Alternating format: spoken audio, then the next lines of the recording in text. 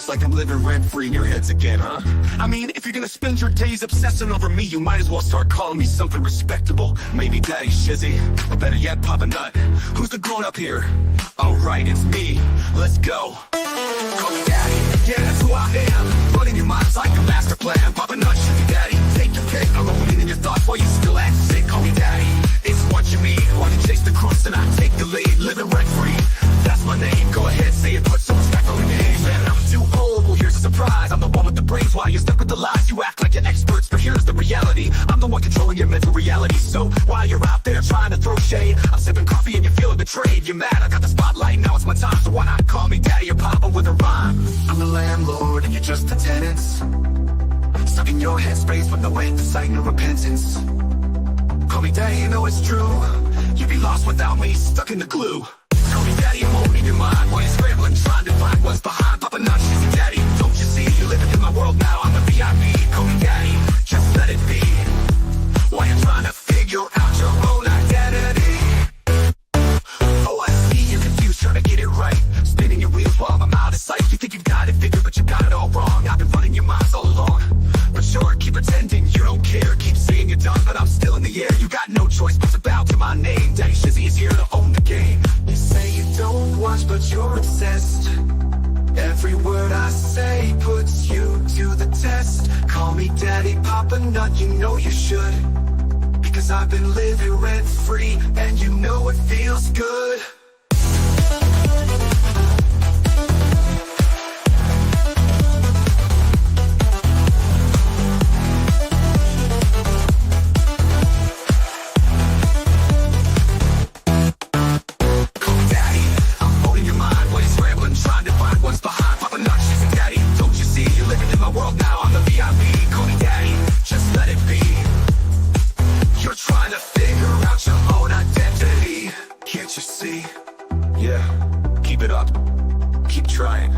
Stuck with Daddy for life.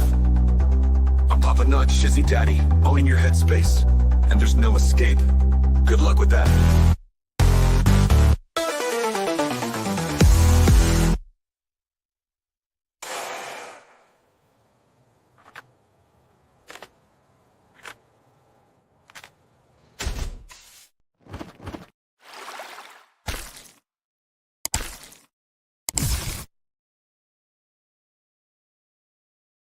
Just when you thought things couldn't get any crazier. Oh man, it just keeps rolling in.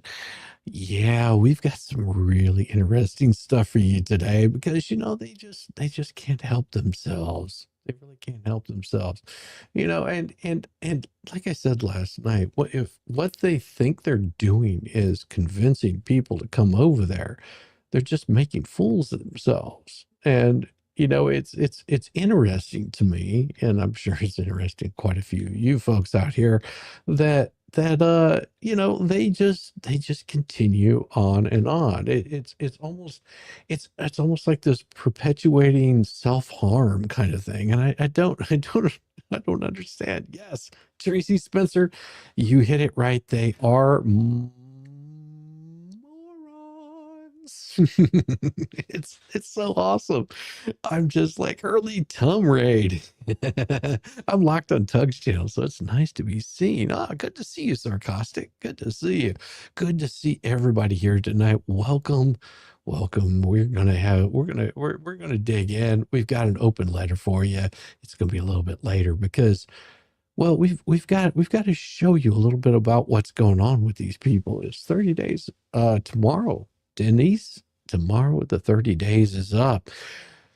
Tomorrow the 30 days is up and they will have to make a move. This is why they're digging in so hard right now. This is why they're trying to recruit people to come in and spread the word around. But if you watch, you'll see that they're just speaking to their own voices. They can't seem to gain any traction. Thank you, Max Lab. I hope you're doing well this evening, my hero, Max. Max Labs, you are my among house. You are awesome. I appreciate you. And big shout out to somebody that hit me up earlier that pointed me out in the right direction of or something I want to be covering tonight. I won't give away their name because I don't want them to, know what was going on. But Max is one of those that's helpful in all kinds of ways. Thank you, Max. Thank you so much. Yes. I've got somebody that's, hit me up a couple of times and said, "Hey, you've never watched we don't have to. I'm good. I just done cooking a bacon omelet." Oh, nice, tasty, good stuff. The Titanic already hit the iceberg and now they're panicking as they all go down. Mug raid is coming, slipped out early. I know it'll be here whenever it gets here. We're going to catch you up on just a few things here tonight. That's what we're going to do. We're going to catch up on a little bit until you find out if you have bone cancer. Well, sarcastic, I hope that you don't. I really do. I hope that you don't. From what I hear, those treatments are quite painful. So please, I hope that you don't. It's no fun. All right.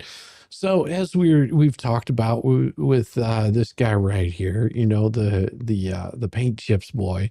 Well, Paint Chips is reportedly the subject of a separate state investigation by a special prosecutor requested by Staten Island District Attorney Michael E. McMahon. In August, the Staten Island Justice assigned a special prosecutor to probe allegations of criminal impersonation, forgery, and falsifying business records made by one or more persons against an individual whose sources have identified as Paint Chips. So he creates fake accounts. Well, Paint Chips has been accused of creating false Facebook pages attacking McMahon and other political figures. The judge's order does not specifically name Paint Chips as the target or refers to 3 different John Doe matters. However, it is unclear whether the probe entails complaints made by 3 different complaining witnesses or multiple complaints made by one person. Sound familiar? The order cites a potential grand jury investigation into possible criminal activity and empowers Special Prosecutor Thomas A. Tormey Jr. to explore allegations of violations of criminal impersonation in the 2nd degree, forgery in the 3rd degree, falsifying business records in the 2nd degree. All of those charges are misdemeanors. Well, McMahon's application for the special prosecutor, originally filed in 2016, has been sealed. Tormey declined to comment on the case in a prior Facebook post. Paint Chips denied any wrongdoing, alleging anything he might have done was political in nature and protected speech. Does this not sound familiar? No, everything that I do is political speech. It's litigation privilege. It's not a thing, dude. Get over yourself. Okay. Well, Paint Chips, which who's a Game of Thrones fan, goes to figure, because could never complete the damn thing, gained instant notoriety 2 years ago when he asked a judge to sanction a trial by combat to resolve a civil suit against him, as well as a countersuit he filed against his adversaries in the case. Sound familiar? Well, the state Supreme Court, Justice Morano denied that request. The case is later settled with terms kept confidential. Imagine that. In late 2015, Paint Chips wrote a Brooklyn federal court judge saying he thought mobsters might have been after him. Go figure. And the chairman of the Staten Island Democrat Party might have knowledge of such actions. So these are the kinds of people that you're dealing with. You're dealing with people that, I don't know, there's like things that are hiding under their bed. They don't want to tell you about all of it. They really don't want to tell you what exactly it is, the kind of crap that they're pulling. And trust me, there's lots of crap. Oh yeah, we've got lots of it. Well, and if you're wondering what I mean, things like this. Why am I in the pick with this girl? Rich, I think it's those ads. Whoever's doing them, they're giving sympathy, in my opinion. I think they have the opposite effect we're talking about. We all loved it, but then some convos. And of course, here he goes. Talking about, things about all the things that he's going to do, that he's going to tell them that it's overrun with affordable housing, textbook, Hillary Clinton tactic. Ron has nothing to do with this. And on and on. We're talking about it. We all loved it, but then it had some convos that would change the narrative, bullying on a woman. He says, well, let me add some more points here that we can attack on. I agree with you, but it gives her a clear pivot to a woman being bullied by a boys club. He says, gotcha, but do you think people will buy that line of crap from her voters on September 13th, or at critical numbers? You know district better than me. Yeah, these are the kinds of shenanigans he was doing. Fake Facebook accounts. And he just goes on and on with these kinds of things. And then he also has private messages between them. See, these are the kinds of games that Luthman likes to play. Little paint chips, Luthman likes to play these kinds of games. And then he also likes to send emails. I'm also going to include a misdemeanor false reporting and accident, stalking on a candidate. And then, of course, do I have some questions? The fine line, First Amendment political satire, what's discussed in the Perkins case? Do I need to explain the law to... And then, of course, right here, he writes these kinds of things. Committee on Professional Standards, Albany, the petitioner, Michael Horn. See, he's got a vendetta against people that he's got no reason to have a vendetta against. That's because he wants to be very litigious. Traveling fools, brother. It is so good to see you. Yeah, I didn't see Travel Fools in here, but he usually comes in and says, yo, yo, yo, yo, yo. There he is. I told you. Right there. How you doing, brother? Good to see you. Another Georgia boy. If you dispute this amount owed, you have the right to elect to resolve this dispute by arbitration. Attorney General or attorney's signature.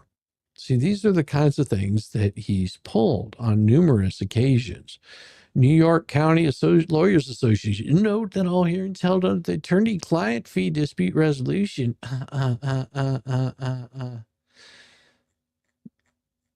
Standard written instructions. They give the procedures. And it goes on and on. Joint committees, rules. All of these rules that he is going against. They have to cite these in every single one of these. Then, of course, there's a whole bunch of telephone numbers that are redacted out there. And he has a dispute with his attorney. Now, I do have a deposition on this. And this one is the deposition I may not get to tonight. Good evening, good evening, good evening, fine people. It is a wonderful, wonderful evening. Now, I may not be able to show the whole thing because, well, I sent out a feeler on somebody and, well, they didn't respond, but that's probably because they're busy. There's a life that they have. Now, I know that quite a few of you probably went and checked out the stream because that's what you do.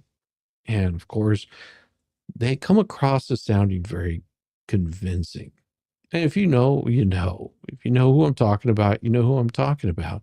This is somebody that they've added into this discussion, and you'll probably see more of them as they come in and start spewing legalese and saying, look, you people are not as smart as me. I'm so much smarter than all of you. Because I went to law school and I'm so smart that I was on TV, and I was brilliant. And they didn't like me. That's why they got rid of me, because I was getting too close to the truth.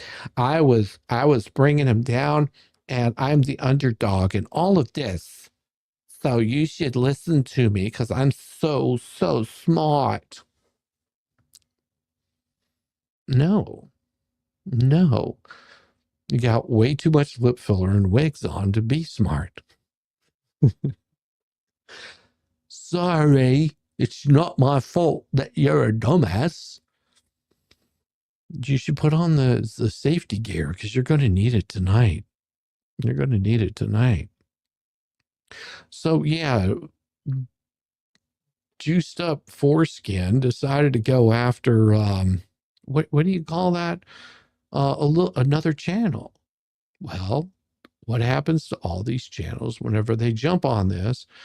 And you notice that they tend to look for women.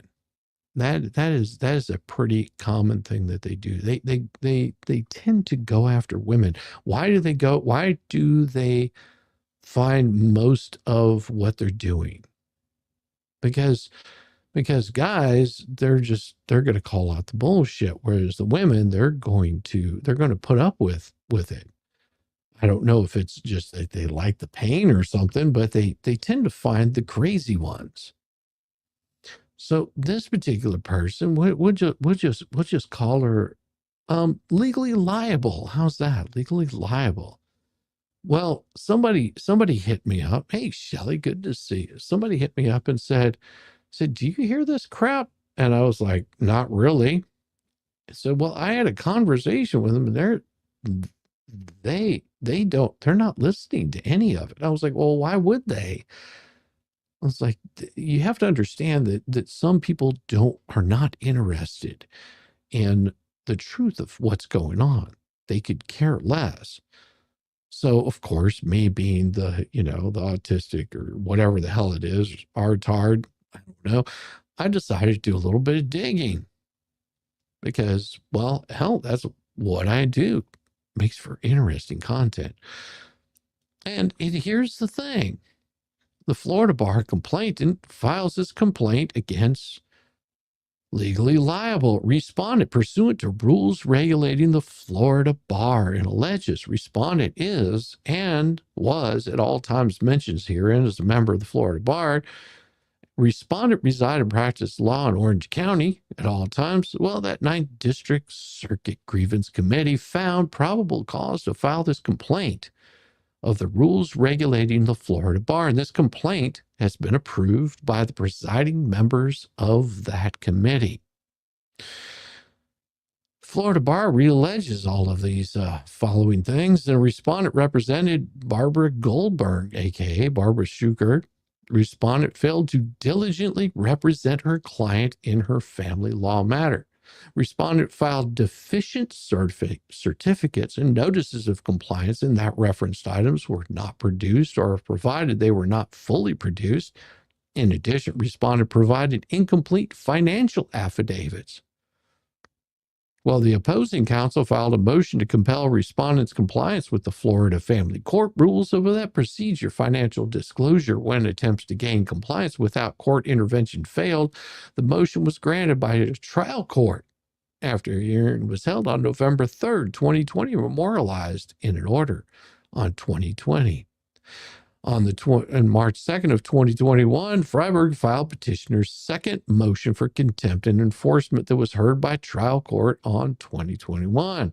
Well, the order entered on May 26th in response to petitioner's second motion for contempt and enforcement stated counsel for the respondent appeared and explained to the court that she had forwarded all requests for discovery to the respondent and had produced to counsel for the petitioner everything she has received. She informed the court that she has dedicated site where clients are to deliver discovery documents and her client is aware of the dedicated site. Well, that 2021 hearing, respondent disclosed information regarding her attorney-client relationship with Ms. Goldberg to the court and opposing counsel.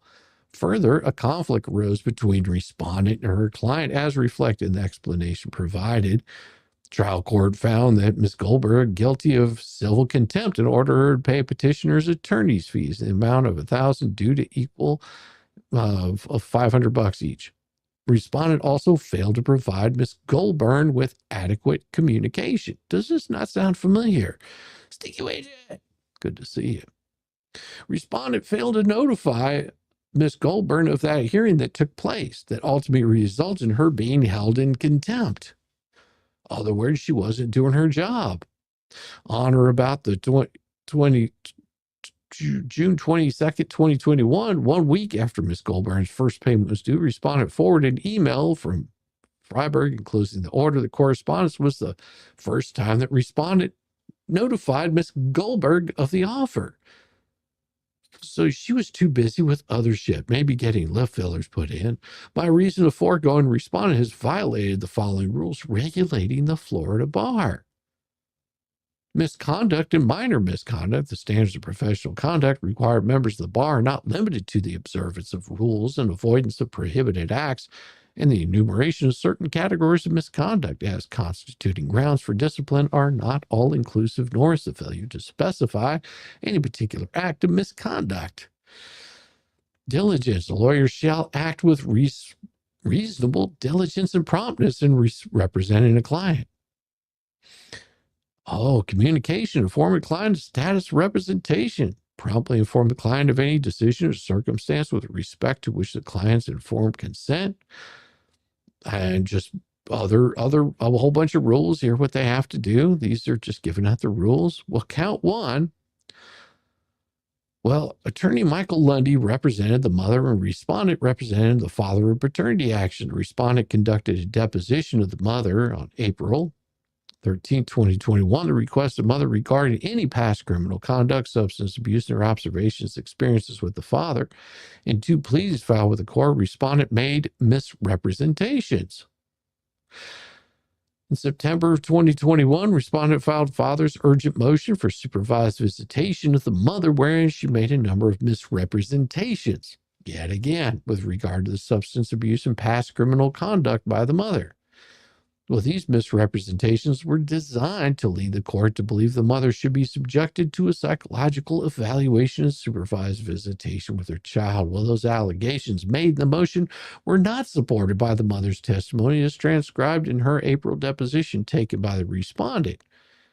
So you can see where she's starting to fall apart as an attorney here. The court addressed the motion and stated, I'm reading this motion. This does seem like a pretty strong mischaracterization of what happened at the deposition. And Miss Legally Liable, I find this motion to be unbelievable. The court further stated, it sounds to me like you took a deposition. The pertinent questions weren't asked. You decided to make claims that you have not verified because you want to retaliate because they've made the same claims about your client. Interesting. So in 2021, a hearing respondent orally moved to withdraw the father's urgent motion for supervised visitation of the mother. And on the next day, respondent filed a motion of withdrawal of the motion. And then respondent filed another one, costs and suits monies, wherein respondent made similar claims regarding the mother that were inconsistent with the mother's deposition testimony and unsupported by any evidence. Well, respondent took no further steps to withdraw the motion or correct the allegations regarding the mother that she made in the father's motion for attorney's case. Respondent also made misrepresentations in a third pleading that was sent to the court ex parte and not filed with the clerk court. Respondent submitted former husband's ex parte motion to compel discovery. However, Mr. Lundy did not receive this document from respondent. Further, the document was never filed with the clerk court. The motion served Mr. Lundy, his client, failed to respond, file objections, seek an extension to 2 discovery demands served on the mother. Respondent's motion inaccurately stated the respondent conferred or attempted to confer with the opposing party prior to seeking court action. So basically, we're talking about someone that's perpetuating a lie. Now, you have to ask yourself, why would somebody that's done so well and helped so many people out, done unbelievable things, do you think maybe they're doing something crooked? See, that calls into question. You know, maybe this person is a little crooked. Maybe they've been doing some crooked shit in the first place. Making up things, possibly something to do with their own feelings, instead of actually following the law. Now, in her sworn statement to the bar, respondent testified that if you file a discovery request and the other party fails to respond, one is permitted to obtain an ex parte order from the court. Respondent did not believe that she was required to file the ex parte motion with the court. Well, respondent further testified that she believed she spoke to Mr. Lundy's co-counsel regarding the discovery issues before filing the ex parte motion, later abandoned her attempts to compel discovery when she learned that opposing counsel had responded. By reason of the foregoing, respondent has violated the following rules of the bar: misconduct, misconduct, diligence. Lawyers shall not bring or defend a proceeding. Candor towards the tribunal, communication with a judge or an official. Ex parte communication is not good. A lawyer shall not engage in conduct with connection to practice laws prejudicial to the administration of justice, including to knowingly or through callous indifference disparage, humiliate, discriminate against litigants, jurors, witnesses, court personnel, or other lawyers on any basis. Do you see this right here? This is a very important piece that you need to remember, because almost every single state, federal jurisdiction has this law written in there. Maybe not the perfect, maybe not exactly like this, but it's just like this. A lawyer shall not engage in conduct in connection with the practice of law that is prejudicial to the administration of justice, including to knowingly or through callous indifference disparage, humiliate, discriminate against litigants, jurors, witnesses, court personnel, or other lawyers on any basis. Now remember that, because there's a certain attorney out there that wants to call into question another attorney, and that other attorney hasn't said anything to him, just except for, you need to follow the rules. Please follow the rules. Please follow the rules. So whenever you find somebody doing this, it means they don't have any disregard. They don't have any regard for the court, for rules, or paying any attention to just common decency. Now, lawyers are held to a higher standard than just Joe Public is. Lawyers should be out there saying things about other lawyers, calling them trash, calling them garbage. If they're a practicing attorney, that just falls against certain rules they shouldn't be breaking. But are they doing that? No. On account of race and ethnicity, gender, religion, national origin, disability, marital status, sexual orientation, age, socioeconomic status, employment, or physical characteristics. Now, have you ever once heard Shockett say anything about Bubbles? Ever once? Not a single thing. Now, have you heard Bubbles say things about Shockett? Interesting, isn't it? Now, see, this is where it starts getting a little bit touchy, because they've got count 3. A dissolution of a marriage matter. Respondent filed a notice of limited appearance. There was no hearing scheduled for then. However, there was a hearing set for March 16th on the wife's motion for exclusive use and possession of the marital home. Respondent appeared on the husband's behalf at the March 16th hearing. The parties were unable to conclude the hearing. While present for the 16th hearing, the parties, including respondent, coordinated, set a continuation. On April 11th, respondent filed emergency motion continue seeking, and on and on and on. And it goes continuously until we get down to here. Respondent's client was present. By recommended order of the magistrate discharged respondent as the husband's attorney and referred respondent to the bar. The circuit court adopted the magistrate's recommendation. In her response to the bar, respondent advised that she had only filed a notice of limited appearance to seek a continuance of the hearing on her client's behalf. I ran into an attorney like this not too long ago that, I'm just going to file a limited appearance. You know what the judge told him? That doesn't happen in Georgia. Now, in other states it will, places like Florida, possibly. And apparently that's pretty common in Florida. Like, I'll be here for this portion of it, but only for a limited amount, because, just enough to muddy up the water a little bit. Well, by reason of the foregoing, the respondent has violated the following rules regulating the Florida bar: misconduct, minor misconduct. The standards of professional conduct require members of the bar not limited to observance of rules. Diligence. Lawyers shall not engage in conduct connection with the practice of laws prejudicial to the administration of justice. Again. And the Florida Bar prays respondent will be appropriately disciplined in accordance with the provisions of the rules regulating the Florida Bar as amended. And then, of course, there's probably a little bit after this, but I'm not going to have to show that to you because there was a response to this. You want to see the response? Because the response is actually pretty glorious. If you want to know, the response gets pretty damn vicious. Now you have to remember that this is a, at this point, is a practiced attorney. They've been on TV shows. They're used to that fame. They think that they're above the law. So what do they file?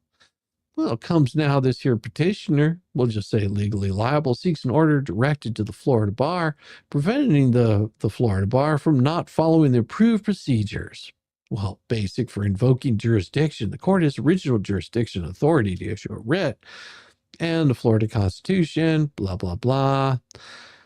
And of course, it's just going to go through a bunch of garbage right here. This court has held an original jurisdiction proceeding, which is appropriate where the functions. However, there is no means in state court for the petitioner to engage in a fact-finding on this issue as determined by the measures taken by the Florida Bar and appointed referee. Furthermore, even if there was a method of fact-finding, it would not be impartial, as those with authority to determine the merit of the allegations of fraud and misconduct are members of the Florida Bar, with vested interest in protecting the organization they are members of for reasons alleged in this petition. While the petitioner has attempted numerous times to present the issues of fraud and misconduct to the Board of Governors, referee, and the bar staff, to no avail, the petitioners reported the fraud and misconduct to the Inspector General's office. However, the Inspector General's office wrote in a letter, they do not have jurisdiction, but rather the Florida Bar has jurisdiction to investigate the alleged issues of fraud and misconduct. Thus, within this petition, the petitioner requests an order directing a fact-finding of alleged fraud and misconduct to be heard before an impartial tribunal. Because I'm so misunderstood. They've ignored all requests to investigate these allegations. They've held me back. Oh, should order investigation by an outside agency of the state who does not hold membership within the Florida Bar. Well, petitioner is a member in good standing of the Florida Bar until you're not. And then whenever you're not, the hammer comes down heavy. What do you say? Please, Shizzy. What did I do? I saw something I saw. Please, Shizzy. Please, Shizzy. This is very interesting. Oh, it's going to be very interesting. Wow, a woman BBB? Oh no, she has become part of their new little ecosystem. She wants to build a channel. That's what she's looking to do. Now, and I'll put this into perspective. 3 days ago, 2 members. 2. Probably her sock account and her husband. Nobody was listening to her. Why were they not listening to her?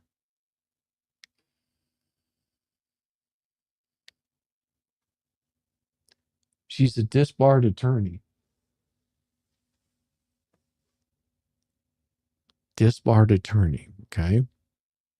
And not just because of all of this, but because they can't help her. Don't be curious and give reviews. Oh, no, don't be curious. Please don't. Statement of verified facts. Beef history of the Florida Bar. Don't care because we don't need to hear about this. That's just so here's the political bad faith objectives that prejudice the petitioner, ultimately harming her clients. Well, the Florida Bar, what does this have to do with anything? Florida Bar Foundation gave a grant and money to this people array, doesn't matter. And here's where she attacks Dory Foster Morales. Well, she's the director, was also opposing counsel against the petitioner in another case. Until 2022, the petitioner was told by a former client that Ms. Morales told her that her goal this year was to disbar petitioner. Well, they're getting her. They're coming after me. And I will tell you that this is not something that's common. Okay. And I wouldn't trust a single person that if somebody came to me and said, hey, I got some dirt on this other attorney about another attorney, I go, ooh, tell me, because it's got to be juicy. Well, of course, it doesn't stop with Miss Morales, but there's also a staff investigator.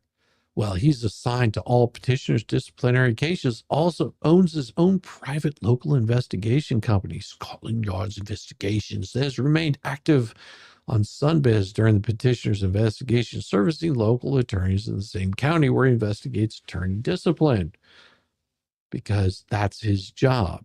See, he has strict rules. He has strict rules just like you and I. So, well, I don't have strict rules, but attorneys have strict rules. So if you're an attorney, you have very strict rules that you're governed by, and the same way with these investigators, because they have to be able to show proof. Well, furthermore, after the petitioner discovered he had made false reports against her during his investigation, which resulted in probable cause findings for formal complaints, he suddenly retired from his position after the petitioner sought to take his deposition. Or maybe he just was about to retire anyway. Well, now we get into the petitioner's former paralegal, whom she fired in February of 2021, contacts another attorney, a guardian attorney, member of the Florida Bar, with knowledge of his dislike of the petitioner. The former paralegal gives him access to stolen property of the petitioner's law firm. Together, they recruit 2 clients of the petitioner to assist them in the destruction of the petitioner's reputation and law firm. It seems like a lot to do. Welcome, Mug Raid. Welcome, Mug Raiders. Welcome. Hey, it's good to have you. Clients by offering them free legal representation in exchange for them filing bar complaints against the petitioner. Or maybe they were asking for protection because they knew that the petitioner was doing some shady shit. Well, for 2 continuous years, these parties harassed, threatened, read rum on the petitioner's children, hack into the petitioner's phones, social media, and computer, distribute attorney-client information to the petitioner's entire client database and group emails, distribute attorney-client privileged information to Florida courts, the legal community, and the public. Okay, so if that's what they did, if they released those kinds of information, then you can sue them for this. See, hey, how's it going, Missing? Good to see you. Welcome. So they start digging into her. And of course, there's a pending criminal case that's open right now. Well, the investigation results in harm to the public, not protecting their attorney-client privileged information. Well, in March, that former paralegal sent an email copied the Florida Bar with a guardian ad litem in petitioner's case or bar complaint containing specific false renditions and attorney-client privileged information about the case the guardian ad litem was assigned to. In result, the files to disqualify the petitioner from the case, and the judge sets an evidentiary hearing on the issues alleged. Yeah. This is not going well for her, I must say. It's not going well for her at all. This, aside from the petitioner notifying the Florida Bar to what was taking place, or directly copied in an email to the former paralegal, sends to a guardian ad litem to the petitioner's client case. The Florida Bar took no measures to cease or protect this client's information. Stated the following: when the petitioner filed to disqualify bar counsel, who was copied in this email, for not taking measures where disclosure is prohibited. These rules are statutes and case law regarding. Bar counsel is not authorized by the rules regulating the Florida Bar to seek an injunction. So on February 7th, Kyle Flesher appeared in an unrelated case with the plaintiff was attorney of record, filed a notice of filing foreign pleading of interest where he specifically requests for the court to overturn a favorable ruling. In addition, he files the affidavit of the former paralegal making false statements and attorney-client privilege information. Well, we'll get to this because we got more procedures and complaints. And it goes on and on and on and on and on. Fraudulent actions and misconduct during investigation. So then it comes down to this. Why do you have a border around it? This complaint filed, there was no formal complaint given any direction what Leslie had violated. It contained letters stating she was to answer to the documents provided. However, the documents attached were incomplete of the file, and Florida Bar acknowledged they could not access all documents. Thus, it was assumed that Legally Liable was guilty of a violation without complete records containing her response that would have clarified the order. Furthermore, the Florida Bar refuses to tell her what she had violated for her appropriately responded. It's important to note that the evening prior to this, took unreasonable measures to have police show up at her home to Baker Act her, traumatizing her 3 small children, which will be discussed in more detail. And you guys know what a Baker Act is, right? Any hands there know what the Baker Act is? Okay. So the Baker Act is pretty simple. A Baker Act, they can put you into police custody because they think that you might possibly harm yourself. Yeah. Okay, the 5150. Yeah, 72 hole psycho. Yeah, that's what it shows. That's what a Baker Act is for, because you're acting erratically, you're misbehaving, you're doing things that just, they're very erratic. You could be screaming about aliens for all I know. You could be doing any number of things. Well, so whenever they Baker Act you, it's basically putting you into a mental evaluation for, I think it's 24 hours. And they'll read you your rights whenever you get down there. I'm not a police officer or law enforcement of any type. I'm thinking that's how it goes. I don't know for sure because I've never had that problem. But basically thinking that she may cause harm to herself or to others, so they put her under medical evaluation. Well, in a malpractice claim against her, making comments completely irrelevant to the malpractice claim and not occurring during the time frame of the alleged malpractice, he cites a complaint filed publicly in Pinellas County. Entered, blah, blah, blah, directing her to attend the Florida Bar's advertising workshop, and defendant was placed on probation for 1 year. Posted on Facebook how she was on her 6th week of building her internal self by curing her bipolar disorder naturally after being bedridden for months.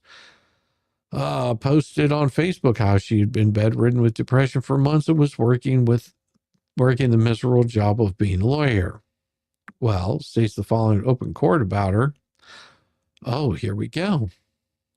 Once again, they would be, I don't know how to do this. Miss Libel has the videos of herself talking about working at the Rachel's, and she says, Your Honor, her live story that got me. That's not. Here's the thing: if someone says send me a video and a text message that says, "Did you see what she just?"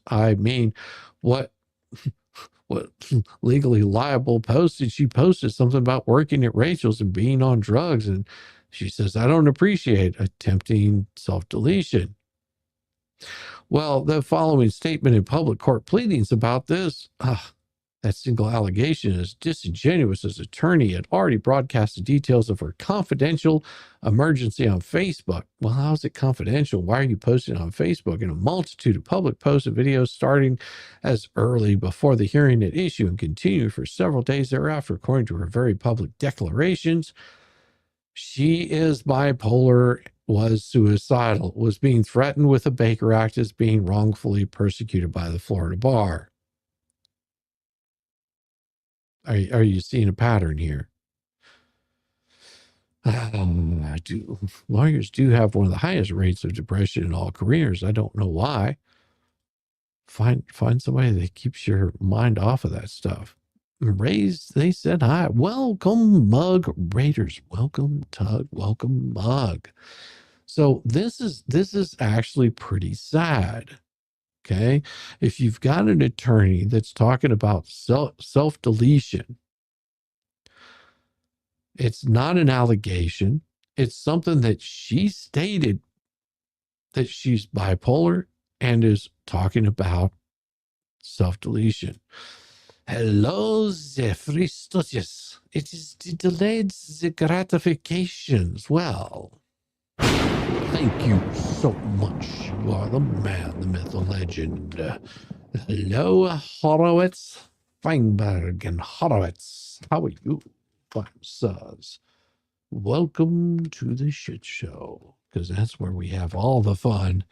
It's so good to see ya. I ain't seen you in a while.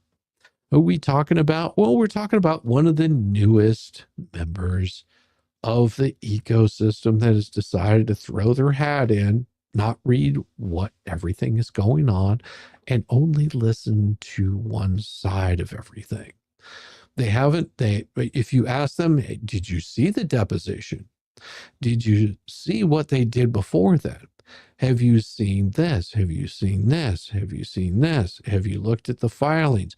Did you know that the Ohio court order that they were seeking a protective order in Ohio, because that's where they're from, before the Florida issues started happening? And did you also know that she accused the opposing counsel of bribery? Did you know that she had ex parte communication with a judge multiple times, where the judge was removed from that case and from handling any other cases of people that are involved with Jeremy Hales ever again? You realize that judge is up in front of a judicial committee, which may actually remove him from being a judge. So whenever you try to explain it to these people, you just have to remember the main thing. According to her very public declaration, she's bipolar and was suicidal. Okay? Just keep that in mind. Well, during this hearing, the plaintiff was not present. Several court watchers witnessed that she was having a breakdown. Well, I want this court to be aware, I think I'm obligated to tell you this. She herself signed a conditional guilty plea for a consent judgment for her own ethical violations. Are you kidding me right now? We're getting into this. The court says, no, this is completely out of line. Mr. Lane says, it's not. It is a pattern of behavior. This is completely out of line. I find this completely unprofessional, completely out of line. Court says, okay, I will agree with you on that. I'm not going to consider anything. I didn't hear what was about or anything. But it goes to show that she has got an agenda. She's got some issues. Get some help. You and Bubbles, go get yourself quite some help. It continues on with more of this same ranting and raving for at least another 20 pages. And she's trying to show I'm not crazy. You don't need 20 pages. You don't need 20 pages of this to show you're not crazy. Exactly. Here it is again. I want this court to be aware. I think I'm obligated to tell you this. She herself signed a conditional guilty plea for a consent judgment for her own ethical violations. And she brings it up again.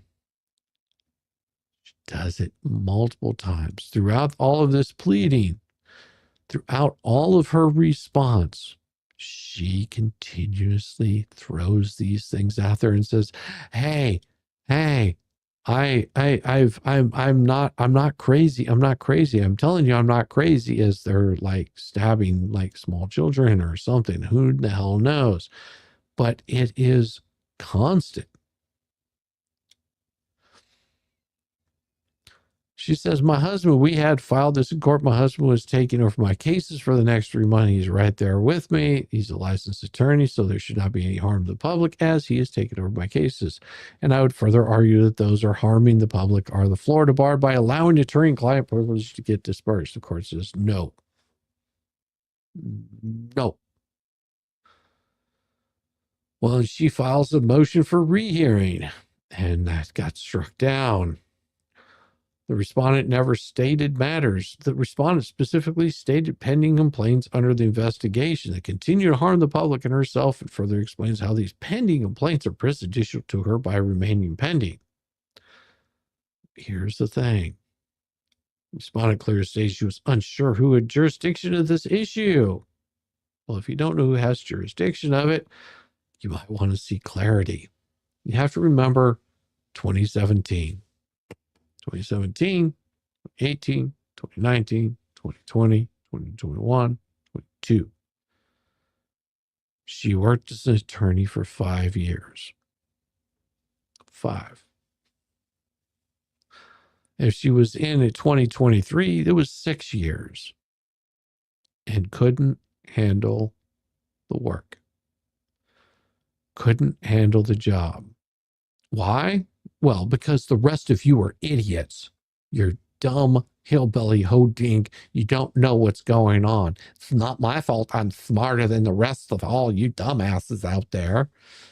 Yeah, this is pretty common.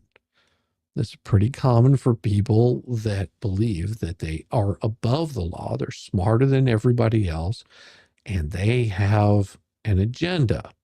Don't know what it is. Don't care what it is. I'm letting you know there is a new player out there. You're going to see more of that new player, and they're going to be filing things that are not going to be proper, and it's all a conspiracy. Every single bit of it. Because not only did she file one, she filed 2, 3 of the same thing. 3 of them.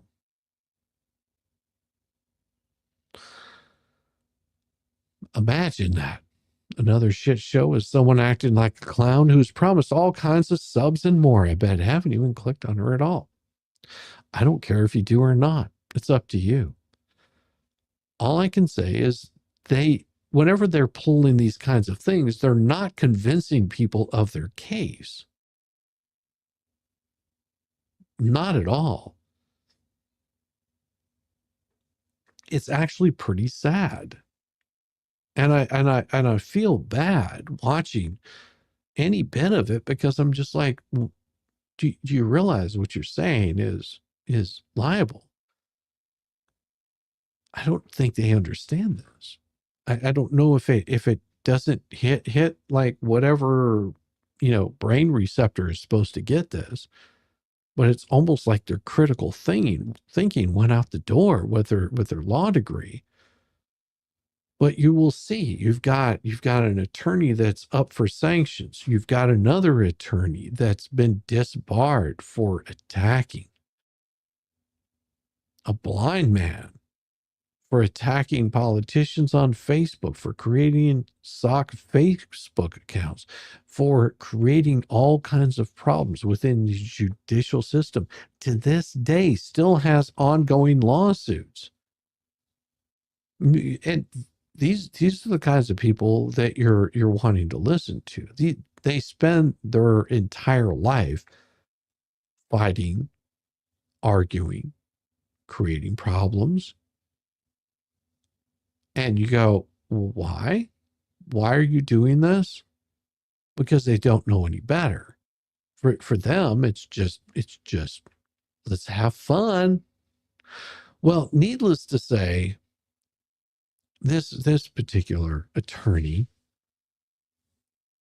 got her ass in enough trouble that she retired permanently. But now she wants to give legal advice to people. You shouldn't. You shouldn't be giving legal advice to people. And I think she'll find out soon enough. How do they find each other? Well, it's pretty easy. Oh, you want me to connect the dots on this? I can connect the dots on this pretty easy. So you've got a you've got a blogger, I guess is the best way to put it, because only a blogger would write garbage like they do. You got this blogger that blogs shit out. You've got a crazy person down in Florida that decided to defame somebody and get themselves in a shit heap of trouble, stalking, defaming, harassing, and just won't let it go. So you got this one person that started this little shitstorm, and they got in over their heads, because now you've got somebody that's like, I ain't going to put up with your shit. I'm going to tell you to stop doing what you're doing. If you don't stop, I will sue you for defamation. I will sue you and I will win because what you're doing is improper. They didn't do that. They got a restraining order, because that's what you do against somebody that's crazy. You get a restraining order. If they're verbally attacking you and disruptive, you get a restraining order, and that restraining order should get them to say, okay, maybe I took it a little too far. I'm going to go off and do my own thing. No matter if they're talking to me, I'm going to ignore them. I'm going to go do my own thing. No, they couldn't do that. They decided to file their own restraining order against them. So this is for all of you new people out there. This is for all you new people that are going, well, I don't understand how all of this ties in. I don't understand where this case started from in the first place. Well, it's pretty simple. You had one person stalk another person and continues to this day to do the same thing, except now they've got a whole little ecosystem doing it. A whole little group of people stalking them out, harassing, and they just keep adding more and more and more and more people. And pretty soon the weight of that's going to come down on them. And we'll find out tomorrow what they actually file. Hey, my lovely Welsh lady, how you doing? Good to see you. It has become a constant build, and they'll add more people to it as they reach out. So back to what I was saying. How do these people find each other? Well, you have this attorney that's from Massachusetts that's known for being, I guess, an attorney that likes to play soft sit or something. I don't know, but they like to file a bunch of frivolous shit. And they can't handle being in a court and actually arguing because they don't have good arguments. So what they do is they try to harass to settle. So now you've got more harassment on top of that. And then of course you've got this writer that, if you call them that, I'm sure they've probably done some sort of writing in their life, but at this point, they're also another person that's been accused of abuse to not one but two women, and getting involved in court cases and disrupting those, having caused more problems because they can't stay out of things. They like to interject themselves into the court case by filing shit with the court and disrupting the court, like not allowing the proceedings to happen. So this person interjects himself, and they've got an issue with somebody else that happens to be talking about this case, the wonderful, glorious Megan Fox. Well, this attorney, this particular writer decides that, well, I hate this person so much and nobody pays any attention to me. I can only get 3 people to watch me at any given time. That's the only people that want to watch me. It's usually me, myself, and this other guy that likes to lick windows, eat paint chips or something. I don't know what he does, but you got this other guy that they've been doing they've been working so hard at this, and they've even gone so far as to change political alliances. Like, we're talking about hardcore Democrat to turning into, MAGA Republicans, because, well, that's what sells. Everybody's going to be interested in me. But you don't hold any of those truths to be evident. You don't even believe in the Constitution. So you got those guys that are doing this kind of crap here. And then all of a sudden you see this psycho from Massachusetts or Connecticut or wherever, shithole he's from, decides to come aggravate even more. And he says, oh, this person is the enemy of my enemy, so I need to recruit them. Thinking, well, hell, I can get this person to talk about it. They've got a voice. They've got a following. Well, you have to understand, most of their following, which, dumbass didn't realize this, but most of their following are people that followed Megan and realized that he was psycho and just never deleted their accounts. Sorry, that's how it goes, because he was unimportant, irrelevant, non-existent. He couldn't get any sort of following on his own. He could not create any sort of stir because he's as dry as I'm not going to say the Virgin Mary's name. No, I'm not doing that. He is not enjoyable to watch. Hey, how you doing? Colleen McVeigh, thank you so much. If I did not know this was real, I would think it was a true crime novel. Here. Okay, so I'm still getting you guys caught up. You can get a star also. So here's the thing. So they've got this common hatred. Now, this attorney from whatever shithole city that he's from decides, well, shit, I'm going to reach out to all of these YouTubers, because he's not really worried about that. He's got this other court case and he's really salty about it because he got sanctioned by the grievance committee in his state, and he's really got a beef with authority. He doesn't like being told no. It's sort of like one of those guys that you meet in a bar that tries spiking the chick's drink, to take her home so she'll like do things for him. It's that kind of attitude. So anyhow, he's upset about this, but he wants to get his name out there because he thinks if he can get on YouTube, he's got like the perfect PR campaign going there. Now, the problem was that he started talking to actual attorneys that have some ethics, and those attorneys found out that was his true goal, while all of a sudden he brings up, oh, well, I'm representing this. Well, you have to understand that I've already spoken on this like months ago. We talked about this months ago, and you're representing them. Do you realize how unethical that is, that you're representing them now? And no, I'm not having you on a stream to talk about that, because that violates so many ethics right there. No, I'm not doing that. And they turn him down. And then he reaches out to other YouTubers. He reaches out to me, of all people, and I don't know who he is. I'm just a moron that likes to get on the YouTube, make fun of shit, have a good time, and all of a sudden, next thing you know, this guy's trying to latch on to me. Hey, I'll make you famous. I see that only whenever you cover the hail stuff that you get more views.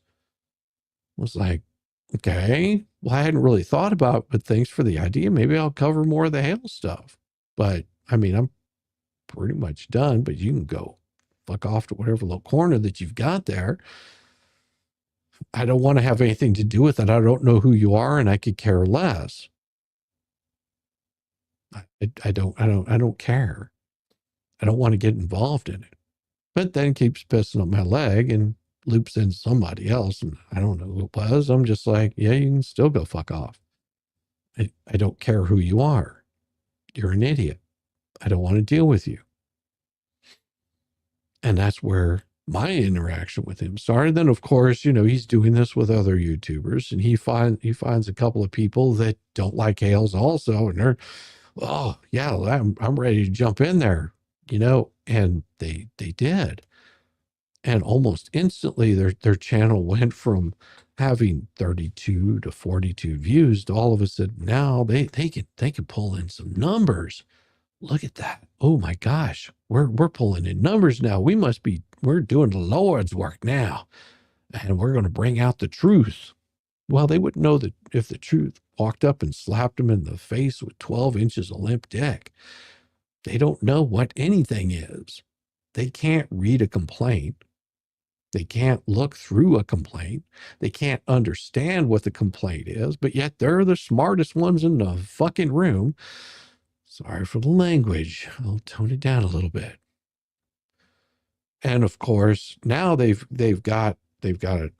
reached out to other people and they're trying to pull more people in. It's like this level of suck that you could probably find in a whorehouse somewhere in Texas. I think it's the best little one in Texas, something like that. But it's a level of suck that you've never actually could imagine. It's like sucking into a black hole that is so afraid of stepping away and seeing. You can't read, so well, that's okay. You don't have to read. You can just come on and hang out if you want to. It's that they want to suck into this black hole, this abyss, and it's sad. It's very sad that there's this much anger towards somebody that they've never actually interacted with. I mean, I could understand Bruce's anger because he's just an angry little man. He can't help it. But I can't understand the rest of the anger that they have towards somebody that they've never interacted with. They don't know this person. All they know is what other people have said about him. Well, I hear that they do this and I hear that they do that. And so whenever they do interact with them, all of a sudden they've got this bias that, oh, they must just be a horrible person, so anything they see is horrible. But they've never actually sit down and done any critical thinking. Sarah Boone had male attorney she fired with the last name Bankowitz. Is he married to the female crazy disbarred attorney named Bankowitz or related to her? No, I don't think so. But thank you, Janice. Yeah, I don't know. Bankowitz could be. This person isn't, but she is certifiable. I mean, you don't get the Baker Act thrown up on you just for being kind and lovable. That's not how it happens. We've watched enough of the soft sits to see somebody get Baker Acted before. Yeah, thank you very much, Janice. No, this is the kind of shenanigans that these people will constantly play. And like I said, you've got more people that are jumping into this all the time. Yeah, it's just, and if you don't believe me that somebody has flipped sides, here's a perfect example. Democrat committee members, exploratory committee to elect Little Dick. Yeah, see, hardcore. We're not talking just a little bit. We're talking about hardcore Democrat. Hardcore Democrat right here. Yes. And all of a sudden you'll hear him saying, well, I'm Republican. I have flipped sides. Well, tell me, what was it that made you change your mind? Well, they'll come up with any number of things that they can. But these people, as I've said, they find their way into each other's DMs.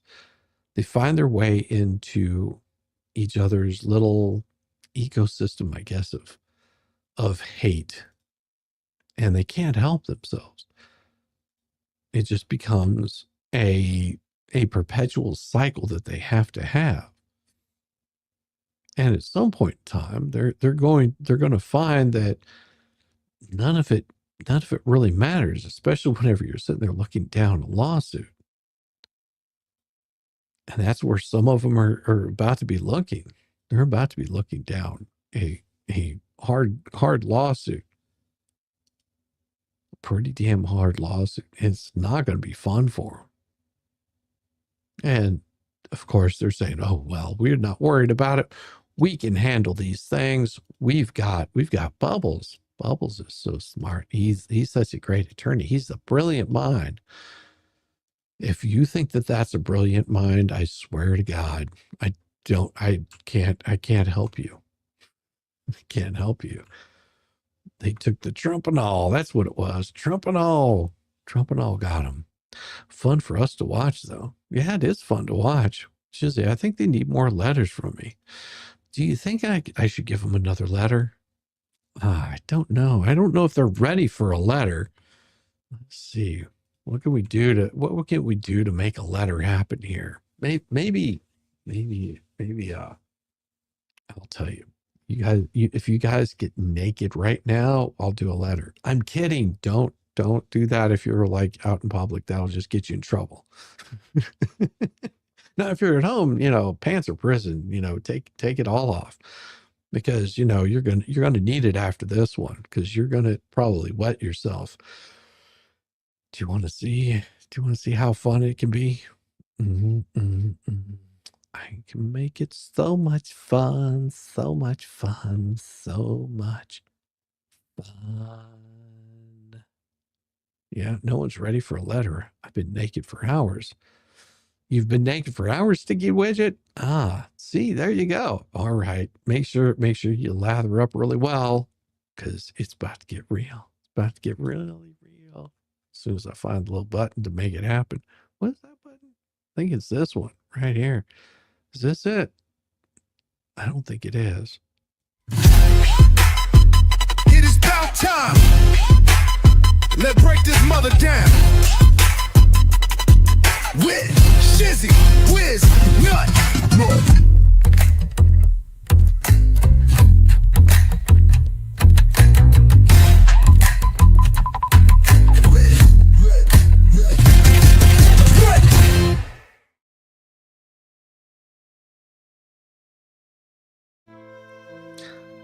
Another open letter to the ANTI-WTH ecosystem. You weaponized a divorce, dragged in strangers, and you've built a cult on lies, and you still think you're the heroes. Well, let's not waste any time on pleasantries. You've made it abundantly clear you are allergic to facts, reasons, and mirrors. You call yourselves journalists, legal minds, free speech warriors, yet every time you open your gaping mouths, the only thing that comes out is projection, deflection, self-incrimination. I just sat through the legally liable stream, so packed with contradictions, delusions, and legal malpractice it should come with a Surgeon General's warning. Let's get something straight. This wasn't a case of we didn't know. This was a case of you didn't want to know. Every single one of you in the ANTI-WTH's echo chamber has had the opportunity to look at the full story. But instead of doing the actual work, reading the filings, watching the court orders, understanding restraining orders, or God forbid, asking for context, you reached out for the first warm body with a grudge and shoved a microphone in their face. Congratulations, you've got yourselves a bar-certified chaos magnet with a taste for filing novellas disguised as lawsuits, sobbing into court transcripts and blaming every institution she ever had contact with. Well, let's raise a toast to of courthouse tap water for your newest legal luminary, legally liable, patron saint of the paranoid pleadings and unhinged quo warranto manifestos. Let's not pretend she just stumbled into this mess. No, your crew reached out to her. You pulled her in. And now you've got a full-time volunteer for the everyone but me is corrupt society, armed with a broken caps lock key and a 300 persecution fantasy that would make Alan Jones go, damn girl, tone it the F down. You knew exactly what you were doing.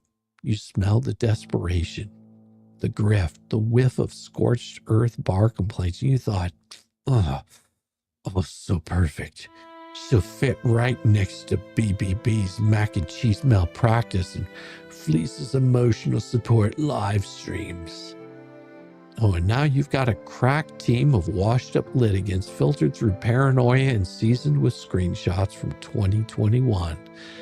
Well, instead of defending herself in the disciplinary process, Legally Liable launched a nuclear tantrum, filed an emergency writ of quo warranto, claiming the Florida bar is an illegal regime controlled by guardian attorneys and secret lizard donors from Holland and Knight.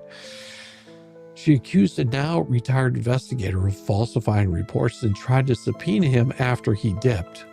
She claimed police were sent to her home to Baker Act her as a litigation tactic, then demanded a 90-day break to adjust her meds, then claimed she was totally fine to practice law, all in the same week. You know what she didn't do? She didn't take responsibility for a single thing. But sure, definitely like someone who should be advising the likes of Cook and Preston and Fleece and Paint Chip on legal ethics, huh? This is the classic anti-what-the-hell's logic. Everyone is conspiring. Every loss is a frame job. Every sanction is a retaliation. Well, Leslie claims she's been victimized by judges, the Florida bar, her own clients, her former paralegal, other attorneys, and a dead raccoon she probably saw in a dream. She accuses everyone else of misconduct while playing peekaboo with evidence, making every hearing a therapy session and screaming discrimination every time the court says, "Ma'am, that's just not how that works." And this is a person you welcomed into your disinformation circus. Well, she's yours. It's no wonder BB looped her in. He saw a kindred spirit, another litigant allergic to accountability and allergic to reality. You don't have to have a lawyer. You've got a warning label. Legally Liable is the exact kind of recruit you deserve. You wanted someone angry, reckless, utterly incapable of reading a court order without hallucinating corruption? Well done. She's not your savior. She's going to be your liability, but like every other broken toy in your anti-what-the-hell's attic, you'll prop her up, you'll exploit her trauma, and you'll discard her ass whenever she becomes a little too inconvenient even for you. But don't worry, she'll still have the same ending as the rest of you, blaming everyone else while never understanding how she got here. Let's do a roll call. Bubbles, every single smear, slant, slope, soap, narrative, all roads lead to you, whether you're feeding your buddy selective filings, leaking deposition clips out of context, refusing to show up to court, then crying to the judge about fear of arrest like a wet sock and loafers. Your fingerprints are on every greasy window pane of this operation. You couldn't make a Rico stick if you were super glued to a mob boss, but you've still got Volmit and Paint Chip running around yelling, "Rico, Rico," like toddlers who just learned a new word. You hate that Randall Shockett won't entertain your circus, and so now you're using disbarred crooks to lead outlandish fables and dress them up as legal commentary. Pretty pathetic, Bubbles. You accused Jeremy of running a mafia-style YouTube racket because people like his content. Meanwhile, your crew organizes targeted harassment, weaponizes CPS, doxes private families, recruits delusional exes to parrot narratives from BBB's burn book. Who's the actual enterprise here? The mac and cheese loser and certified sanctions magnate who spends more time filing word salad than preparing for real hearings. You let him control the narrative, then acted shocked when it turned out he'd been fired by his own clients. But hey, he does hate Jeremy, right? So give him the mic, give him the live stream, give him access to unredacted docs, and let him spin fairy tales while the court orders say otherwise. And of course, you got the Lynette, TikTok, Tara Reid. Preston can't open her mouth without violating a restraining order. And John 404 not found. Cook reading comprehension levels below sea level. And then Fleece still trying to make live streaming litigation a full-time career, failing at both. The Flea Network, the online parasites who latch on to anyone with a name and a grievance. You let them froth, scream, and misquote and edit videos out of context to turn a YouTube grudge into a full-blown witch trial. Every time one fades out, you draft in another clueless troll to carry the flag. Paint Chip, Your revenge porn is actually free speech defense. Well, that's rich. Slapping someone's head on Andrew Tate while ranting about pimping and obeying isn't parody. It's libel. It's gross, and it's the digital equivalent of sniffing glue behind a Family Dollar and calling it performance art. You didn't make a joke. You made evidence, and you handed it over willingly. Bravo, Paint Chip, dumbass. Volmit, your Substack reads like a failed manifesto scribbled in the margins of a To Catch a Predator transcript. You're not Woodward, you're not Bernstein, hell, you're barely BuzzFeed. You've been shunned by real journalists, exiled from credibility, now cling to disgraced former attorneys and disbarred narcissists like a bed bug to burlap. Your idea of reporting is copying the filings you don't understand, removing context, and adding whatever personal trauma you're currently processing through sock puppets on Twitter. Now, legally liable, yeah, Leslie, the queen of self-destruction. You're blaming everyone but herself while demanding the Florida Supreme Court believes she's a real victim. Well, never mind that she's filed not one, not two, but 3 emergency writs full of deranged conspiracy garbage. You knew she had disciplinary issues.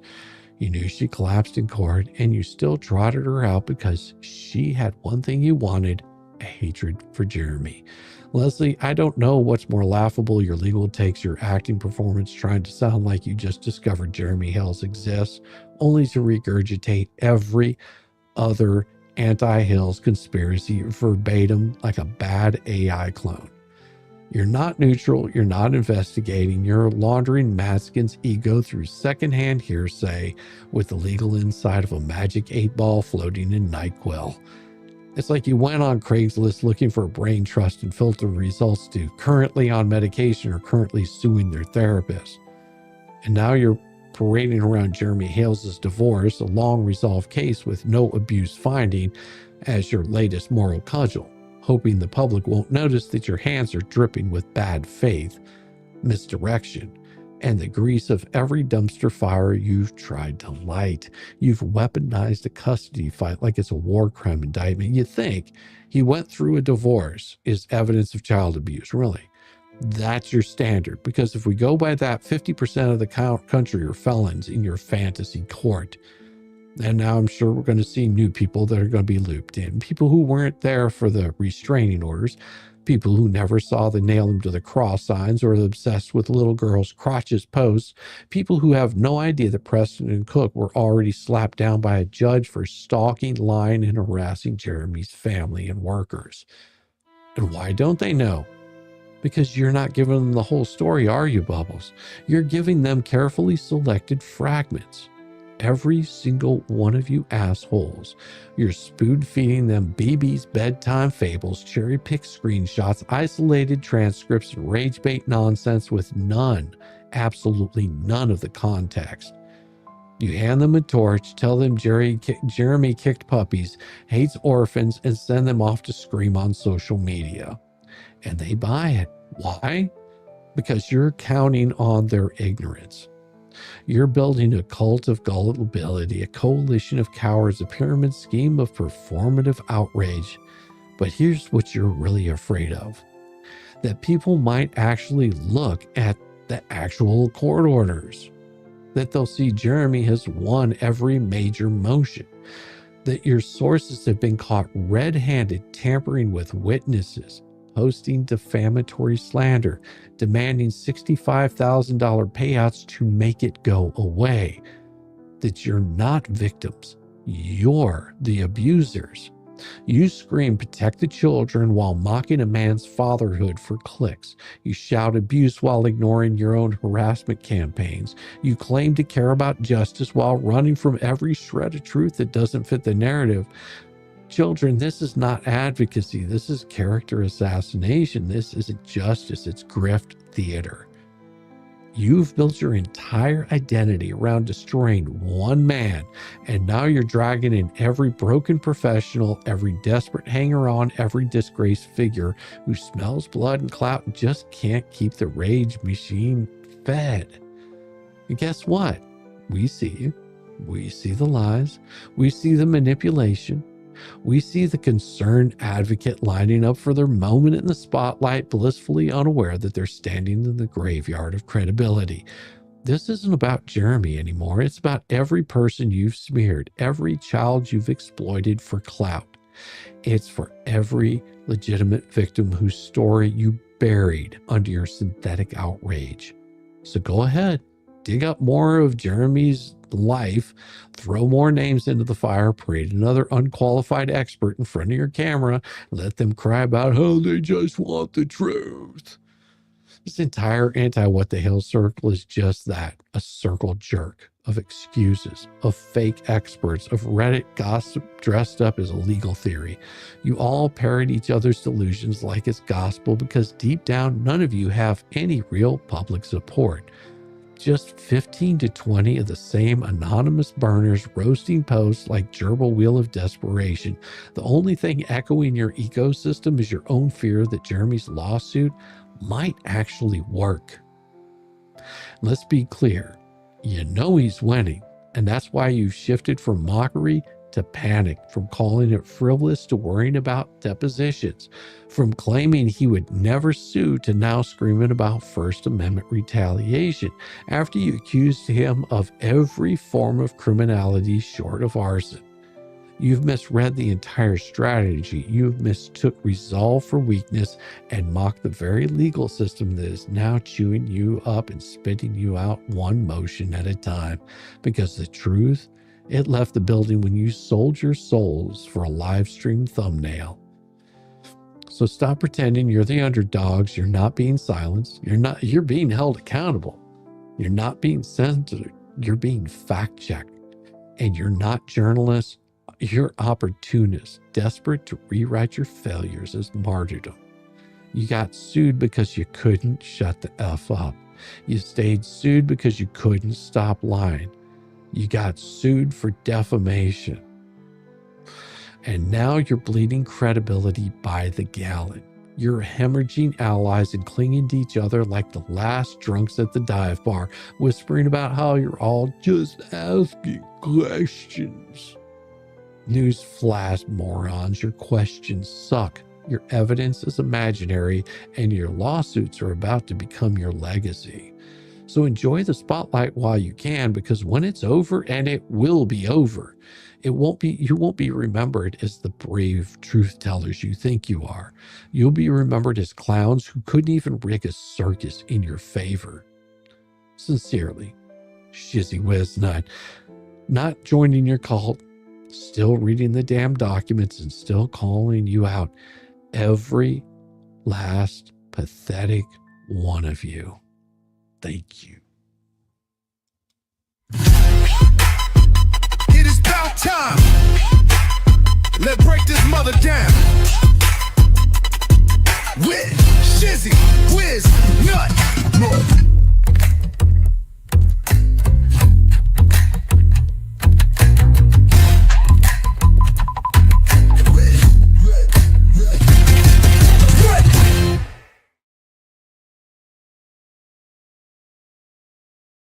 I don't even know what's going on, but I'm here for the ride. Mustache rides? What? Is that what you said, Jessica? Good to see you, girl. How you doing? That was the perfect letter summarizing the anti-what-the-hell's ecosystem. It doesn't take much to summarize them. It really doesn't. It's unfortunate. It really is unfortunate that we understand where they're coming from. And if people don't see it, the new people coming in, because there's always new people that are seeing this. And there will be plenty more that come in. There will be plenty more that go the way of Shara. That whenever they realize the kind of shenanigans that they're playing, the kind of shenanigans that they're playing, the things that they're doing is going to burn them. It is going to burn them down to the ground. And good luck to them. Good luck to them. See, here's the thing, is if all of the lawsuit went away tomorrow, I would have at least 5 other stories to talk about. But without Jeremy, they don't exist. without Jeremy, they've got nothing else to latch on to. They've got no other thing to do but to spread hatred and anger and spew it all over the place. That's it. Poppycock fiddledicks, friendly fisherman. Well, you got this one right here, just for you. This is what you get whenever you become a member. Welcome to the shit show. Every single day. A new flavor of fuckery, 'cause everybody's such, you see, and they're dumber than a bag of clots. Monday, bullshit. Tuesday, bullshit. Wednesday, hey, and then 4 more days of increasingly stupid, ridiculous, ignorant, boulder, dash, poppycock. Y'all are 41 away from free memberships. Hit that like button. You know what it means. It's awesome. Ooh, drama. Okay, I'm out. I give you the like, and I'm going to go wash some dishes. That's right, woman. Make me a sandwich, too, while you're there. Make me a sandwich. Oh, I love Junior. What flavor? What flavor of sandwich do I want? I like chocolate. That's what I like. Gotcha. Well, make sure you're barefoot when you do it too, because I mean, if you're wearing shoes, that's not appropriate. You know how I like my women. I need a sandwich. Oh, I love it. I love it. Who is George? George. Who is George? You don't know who George is. Well, you get that a lot. So you like feet? No. Why would I like feet? I mean, that's sort of gross. I mean, are your feet nice looking?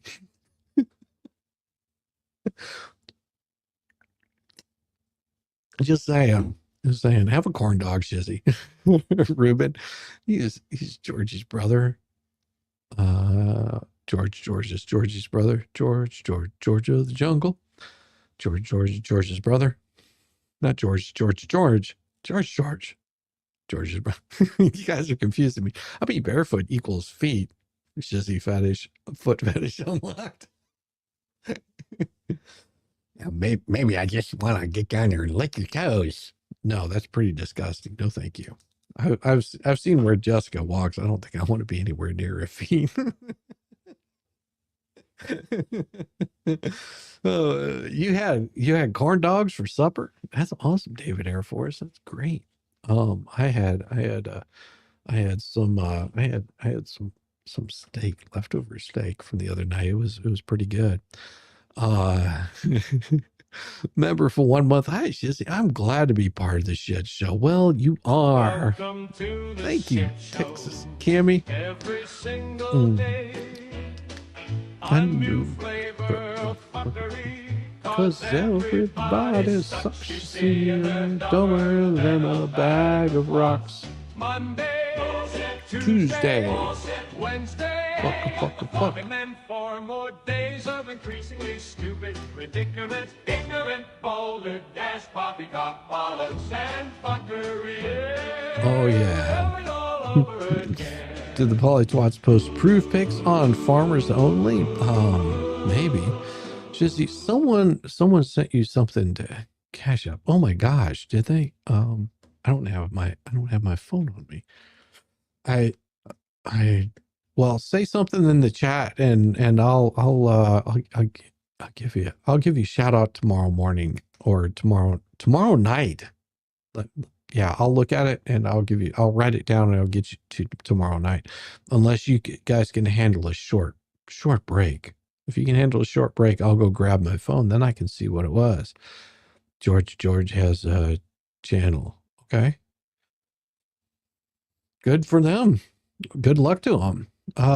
Debbie B sent a Cash App of 10. Thank you, Debbie B. Thank you so much. I appreciate it. I will take care of you right now there, sweetheart. Thank you so much. Break is okay. I'll still do a break. Yeah, we'll do a slight break. I think I've got one here for you that'll be really good. I've got a nice break, and then we'll come back and I'll I'll even do that one again because that one was sort of weak. Let me see. That's 53 seconds. I need something a little bit longer. That's what I need. I need something a little longer. I think I need a good one. How about this right here?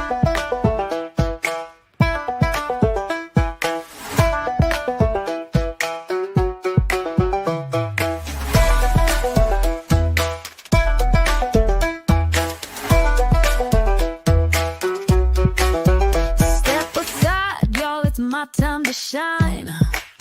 I'm feeling the groove with these hips of mine. Hands in the air like spaghetti gone rogue. My knees are jelly and my hips just broke. Shaking it, breaking it, what a blast. Wobble it, wiggle it, shake that ass. Do a jig or a jog, wiggle it to the side, or break that hip by moving your ass. Step up or stand aside. My shoulders pop like a rusty hinge. My fingers point like they're on a binge. Twirl like a tornado, then drop real low. It's not planned, it's a shit sideshow. I've got the rhythm of a clock that's broke. My dance floor moves are a big effing joke. Shaking it, breaking it, what a blast. Wobble it, wiggle it, shake that ass. Do a jig or a jog, wiggle it to the side, or break that hip bone by moving your ass. Step up or stand aside.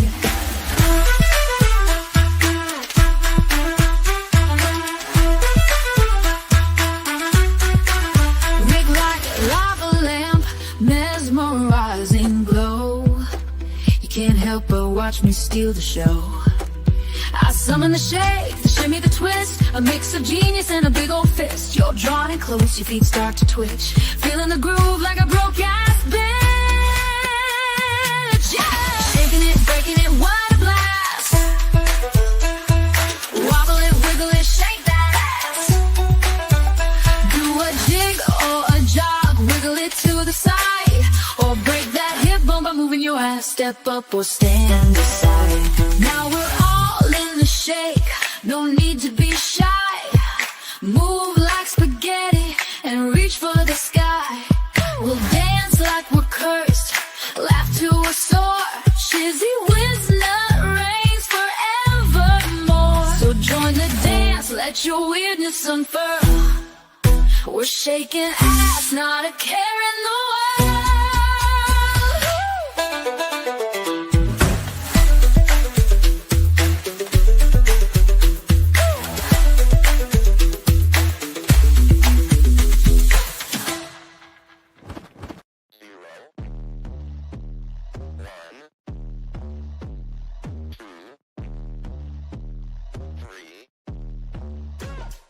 Let's get started.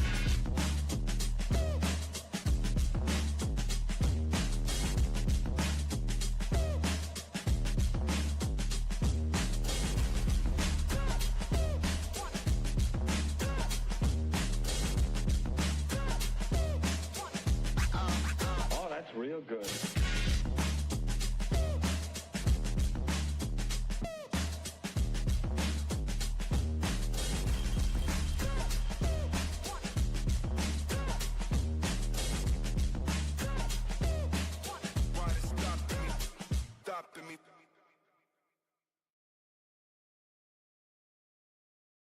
That's right. The Dollywood's coming up really soon. Yes, the helmet will make an appearance at Dollywood. So you know that it's going to happen. You know that it's going to happen. Hey, Welsh lady, how you doing? Good to see ya. And Debbie Baker, I would rather send it over the Cash App. That way you receive the full amount immediately. Debbie Baker, thank you so much. And it says for you, love you, Shizzy. I appreciate you. Thank you so much, Debbie. I really do. Let me give you just a little bit of Squeeze my heart. what? No. There we go. That's better. That's better. I meant to give you the thunder. I will give you another one for that. Thank you so much, Debbie Baker. I appreciate you for the 10 spot. That is so kind of you. You see how glittery that thing is getting? I mean, it is like getting just, I just need to get all the footprints on the backside of it. So, you know, Jessica said, "Oh, you have a foot fetish." No, it's not that I have a foot fetish. I just have feet on my helmet. I guess it's something about getting stepped on or something. I don't know. I'm not into that whole foot thing. But Debbie Baker, you're amazing. Big hugs. Yeah, most definitely. 17 more, and Sticky gonna give memberships. Is that 17 more likes? Like 17 more thumbs up? Is that what it is? And you'll give out some memberships? Ah, that looks so cool. Yeah. Yeah, that started out as just this pure white helmet, you know, just hanging out there, and it has turned into an icon. And Sassy J in the UK says she's been a member for 4 months. Hi, Mr. Shizzy Scotland here. Love the chat, and you, well, thank you. Make sure that you hug yourself a healing cue for me, if you would. Welcome to the shit show. Every single day, a new flavor of fuckery. 'Cause everybody sucks, you see, and dumber than a bag of rocks. Monday, bullshit. Tuesday, bullshit. Wednesday, and then 4 more days of increasingly stupid, ridiculous, ignorant, boulder, dash, poppycock, bollocks, and fuckery. Yeah, it all over again. And gifted another 5 memberships on top of that. Thank you so much for the gifted memberships. That is so wonderful. Thank you very much. It is always a joy. New members, and you will get the new release. I should have it done tonight. I was going to show it to you guys, but the problem is if I show it to you, that means I have to render it, and then my screen would get all choppy, and I don't want to do that to you. But those of you that got new memberships, I can tell you with certainty, before tomorrow morning, you'll see a whole new song, a whole new video. It's not about bubbles. It's about sovereign citizens, and it's a little more laid back music, I could say. But I will tell you, Welsh lady, you just Wales here love this chat, and you, well, thank you so much. I appreciate you, Welsh lady. You're like older than a year. That is I mean, does that make it legal now? In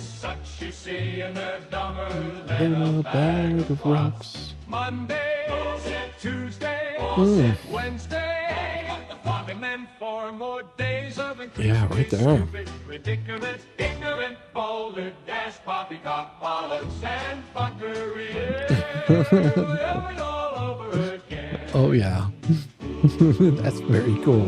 Max, where did it go? So Max Labs is also sending over the cash to app. Let me see if that's what you're saying. Let me look there, and we'll close that.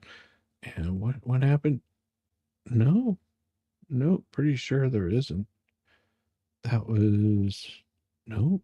There's nothing there, Max. I've got my phone with me. There's nothing in there from the Max.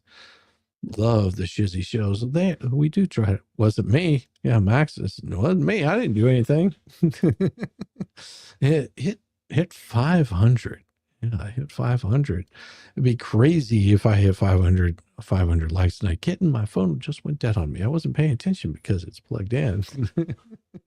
Oh, Sassy J in the UK, I copied yours so he knows who's from Scotland, and he thought Wales was there and not a country. Yes, 501. Nice. Sticky Widget, look at you. Look at that. 10 gifted memberships. Welcome. Every single day, a new flavor of fuckery. 'Cause everybody sucks, you see, and they're dumber than a bag of rocks. Monday, Monday. Tuesday, Oh, yeah. Wednesday, increasingly stupid predicament, ignorant, boulder, dash, poppycock, bollocks, and fuckery. We're going all over again.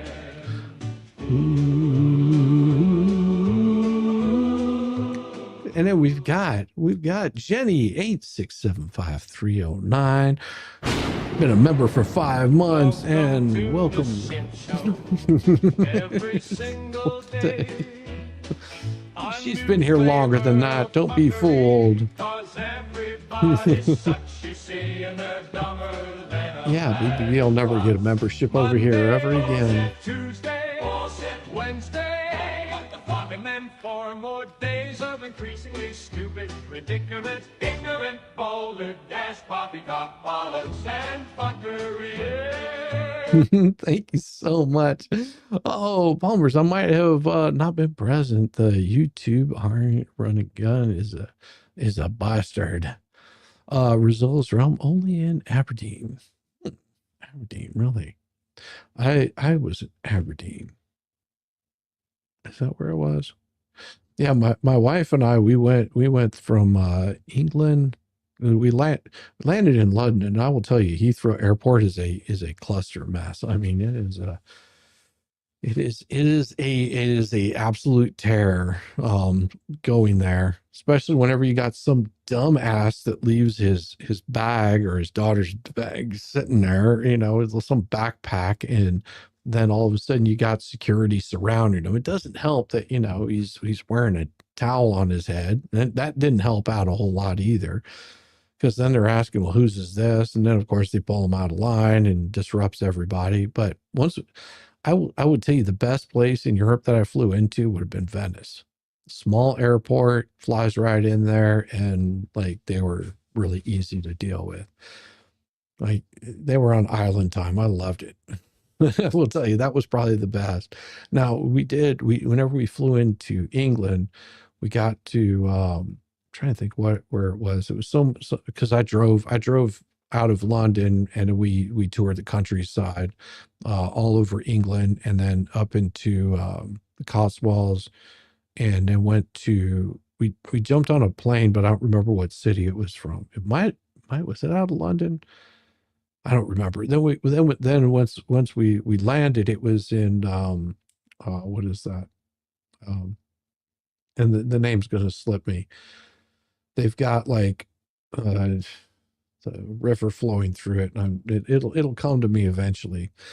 And then when don't forget, it's Tug's birthday tomorrow, Wednesday. Oh my gosh, really?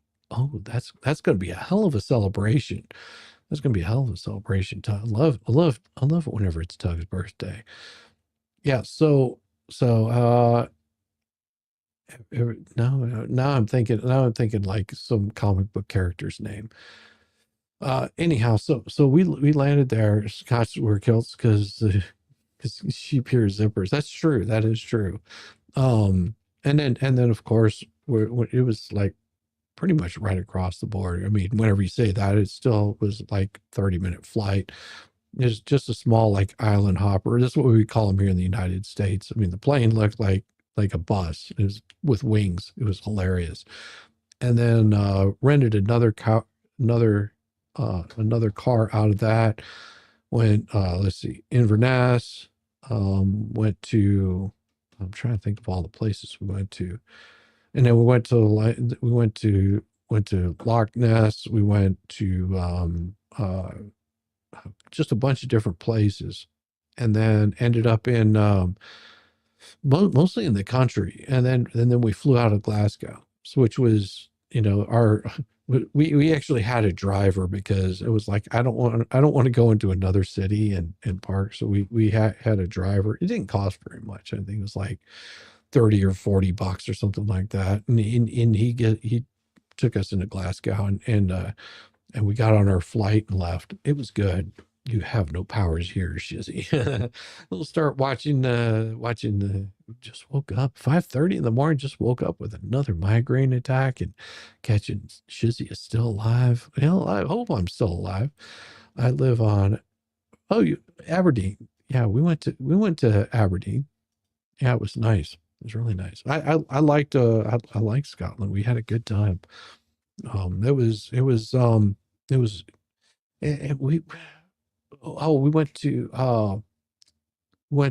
the tattoo and that was the place that we flew into. Um, it has like the like mile. God, I can't think of the name of it. It's gonna like torture me because we went and saw the tattoo there, which if you don't know what it is, it's a big parade. It's all of the English Edinburgh. Thank you. That's right, Edinburgh. Yeah, we landed in Edinburgh. We were there for quite a bit. Some of our friends. He's originally from England, and she's got like dual citizenship. She's born in the United States, but because like her grandmother was full-blooded Irish. Imagine that English woman and an Irish man marrying. Crazy. But yeah, they flew in for their anniversary, and because it was around my wife and I's anniversary, and we all just met up, went to the tattoo. We actually paid a little bit of extra. Yeah, Edinburgh is beautiful. It's a really lovely city. Got to watch. There was some kids that were learning how to. Well, they were part of like a school, but they also were like getting donations and stuff like that. But they were out there doing like bagpipes. It was awesome. Bagpipes, drums. It was really good. They were really talented. And then yeah, Edinburgh was a blast. Yeah, I would definitely Edinburgh is now how Edinburgh, it took a lot of shit for it until I learned how to say it right. Vengeance, so Edinburgh. Yeah. No worries, sure. It's random. I'm happy to be here amongst great people with just great personalities. Also love to go to Edinburgh. Yeah. Usually stick at widget. Yeah, no, it's you're Danish, married an Englishman, and had two Scottish daughters. Oh, I would tell you, yeah, it was 26% Scottish. Man. Now they have a thing here in Georgia. I don't know if they still have it at Stone Mountain, but they used to have what they call the Highland Games. So they would, do like the log tosses and, a bunch of like, LARPers and stuff like that. Gatwick. I think we went around Gatwick. We see the cool part if you ever get an opportunity like that, the cool part about driving yourself and everyone says, "Oh, you're on the wrong side of the road." It's really easy. Just backing up sucks. And I'll tell you why backing up sucks. It's because you're sitting on the other side of the car and you're used to looking over this shoulder whenever you back up. And you just have to remember, look over your other shoulder whenever you go in reverse, or else you'll smack your head into the window. And trust me, I did that a few times. And I'm sure it's about the same for the English. Whenever they come over, they're probably used to looking over that shoulder and smack their head into it. But it didn't take me any time to be able to drive. France is the opposite. They're the same as the United States. They have the steering wheel on the same side. But yeah, it was just if you get a chance, just drive around. Like my wife and I, when we caber toss, yeah, that's right. Um, my wife and I, we had gone, I don't remember where it was that we went to. It was just sort of like a day trip, and we were on our way back, and we were both getting a little bit hungry. And so we stopped off in just a really small town. And I mean, it was, really, really nice place, really cool people. And there was this church that looked like it'd just been completely bombed out. And so we found a place to park, and because I found like just like what we would consider a convenience store. They have like bread, meat, all sandwiches, all kinds of stuff in there. Drinks. I think he might have had alcohol. I can't remember. Just a little like grocery store. So we stopped to grab ourselves something to eat. So, because we were like, I don't feel like eating out. We had a big lunch, so we weren't really hungry, but we knew we were going to be hungry, so we were picking up some food. And we saw this thing that looked like a blown out church. It was just a church that had gone into complete disrepair, and they were rebuilding it. And they were in various processes of parts of it. And if we would have been there, I don't know, 15 minutes earlier, we could have taken the last tour through it, which would have been really cool because, you know, just seeing how this building was constructed, and you could have learned a little bit of history about it. But we got there at such a time, they did let us in, but they were just like, yeah, there's no tours, but they allowed us just to walk around for a little bit inside of it. It was really cool. And I don't even think we paid anything to get in. They were just like, no, that's fine, go ahead. It's like, we'll be closing up in like, I think it was like 10 minutes or something like that. But, you know, and it was cool. I was like, man, just imagine a big church like that. We went to, what was the church that was made famous by, Da Vinci Code, has all the angels, on, you know, heads on it. It's pretty cool. So we went and visited that and realized that is really a small place. It's like an abbey now or something like that. It's just sort of cared for by the nuns, but yeah, we had a good time. I would definitely suggest, you know, going and visiting, Roseland Chapel. Yeah. That was really fun. That was really fun. We, you know, just like I said, it was good. I mean, it was, and then we also had, I mean, I don't like big cities. So London was sort of like a put off to me, but my wife, she talked with, a friend of hers that sort of did all the booking for it. She's a travel agent. She used to be a lawyer, but she's a travel agent now. And she does the bookings for it. And she asked us if we wanted to do a tour of the British Museum. And my wife was like, absolutely. And of course, if my wife wants to do it, I'm more than willing to go and do it. And we had a, Dr. Lawrence. He's an archaeologist from Egypt, and his mother works there also at the museum. And he gave us a personal tour. He actually flew in from Egypt just to do that tour. It was pretty damn cool. Guy was brilliant. I mean, just conversation. We were there for probably 2 hours on this tour, and I think we saw maybe like 1/10 of the British Museum. But it was things that we were interested in, and, you know, like my wife wanted to see Rosary Stone and all that kind of stuff. So it was more about her. He's like, is there anything you want to see? I'm like, no, I'm enjoying myself. You know, you got armor and all kinds of crap here. You know, I could wander around this place all day and get completely lost. Old coins, you know, whatever. we had a blast. British Museum is awesome. That sounds amazing. Yeah, I would suggest, if you can, anybody, if you're going to go visit the British Museum and you can just spend a little bit of extra money, get yourself a personalized tour where it's just you or a small group and an actual tour guide. It's not that expensive, and you can bypass the whole line. They'll come meet you and just do that. It's so worth it. It is so worth it. The British, yeah. Yeah, we had a great time. There's a church down the road from our old home. They turned it into a bed and breakfast. I don't know if I agree with that. I just feel funny about that. It's a big old beautiful church. Hey, nothing wrong with that. I think that's pretty good. You can say, you know, you can sin in the church for once, you know, not that people aren't doing it already, but you can sort of, you know, it's not going to be looked down on by it. I mean, there's what used to be a church in Charleston that they turned into a bar. And amazingly, they called it the church. And then they made t-shirts that said, I go to the church on Sunday. It's pretty cool. Ireland is known for its heather, real country. Yeah, Ireland. My wife still wants to go to Ireland. I'm like, I want to go to Spain first. Just preference. I like warm weather. I like it hot.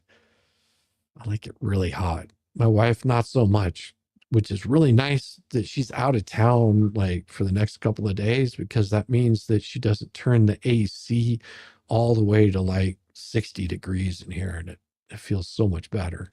Like, because she'll freeze me. I've actually gotten a cold in the middle of summer because she makes it so cold in the house. East Nashville. Yeah, tornado hit East Nashville. It destroyed the church. That's why they finally said it turned into a bed and breakfast.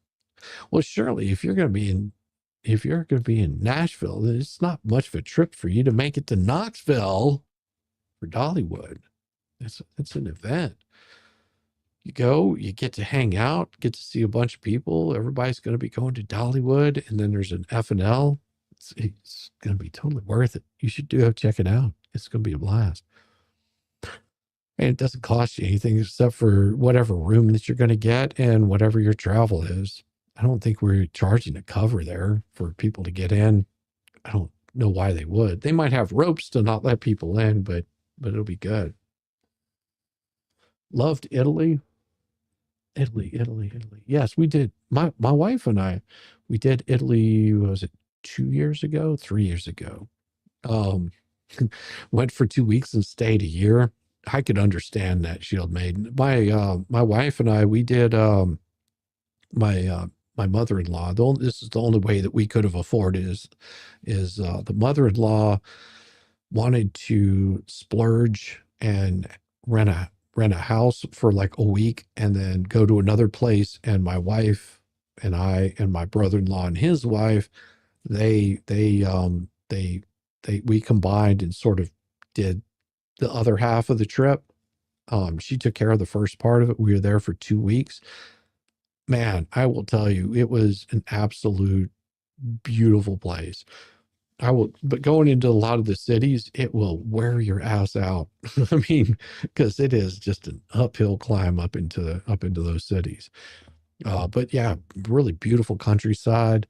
I will say for doing balloons, because I had never been in a balloon until we went to France. We did a balloon ride where you could see 7 castles from where we were at. It was beautiful, right on the scene. Yeah, it was nice. And then, but yeah, so we did England, and then it seems like every 3 or 4 years we do another like major trip like that because it takes a lot to save up for those. But my wife does enough travel that she gets a lot of that stuff on Sky Miles. So good for that. Go to Puerto Rico. It's hot there. Go to Puerto Rico. I like the Caribbean. We did our honeymoon. Man, it's gonna be coming up again this year. That's awesome. Not right away, but yeah. So for our honeymoon, we went to St. Lucia, which was awesome. And we didn't do like the whole Sandals beach trip, and the price we paid was, I think, maybe $10 or more per day or something like that. Than would have been if we went to Sandals. And trust me, it was worth it. Because honeymoon, you're wanting to relax, spend some time with your significant other, maybe get a little bit of action in. And there were people that did there were kids. I swear it was a bunch of like really young kids were doing the Sandals. And it was like some big drink fest, I think. And of course, we went all at the same time. We went to a different place than they did. But then whenever we were getting back on the plane, my wife and I were just sort of like, that was so awesome. We get back on there and see these same people, and they just looked like they wanted to hurt each other. Like, I can't believe you were looking at her, and that kind of attitude. It was really crazy, really weird. But yeah, I like to travel. It's good. I wish I would have had my diving certification whenever we went to the Caribbean. That would have been nice. I have it now, so that's always a good thing. I mean, we did Belize, which was just really fun. So they speak English and they accept the dollars. So that was a good time. Priests do that nasty in church all the time. I'm not sure if I could handle the stairs again. Yeah, the stairs can be a bit, but I mean, there's ways around that. There's ways around that. I saw some pretty cool automobiles while we were there too. Well, see, here I am just rambling about things that really don't matter. I know I need to let you guys get some sleep. You guys have been wonderful chat, a wonderful stream tonight, and I thank you, Organist for Pile Lovers. I agree. You guys have been an absolute joy to be hanging out with. Thank you so much for coming by tonight. And we might have a filing tomorrow, so It's going to be interesting. I hope you're up for it. It's going to be crazy. We'll see you soon. Peace.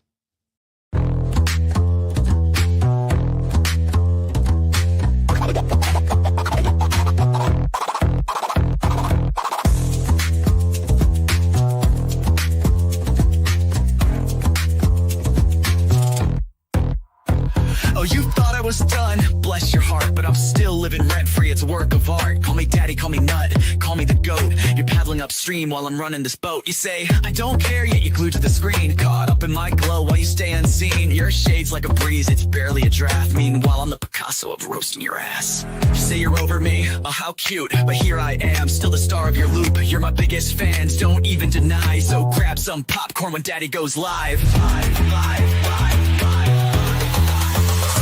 Call me daddy, yeah, shout it loud. King of your thoughts, I'm making you proud. Papa Nut, Shizzy Daddy, headline act. Your background noise, and that's just a fact.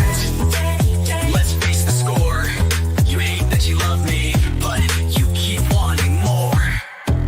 You're like a dog chasing cars, you don't know why. But here you are, barking while I touch the sky. Your comments are gold, such comedy gold. Who hurt you? Oh wait, it's me, I'm told.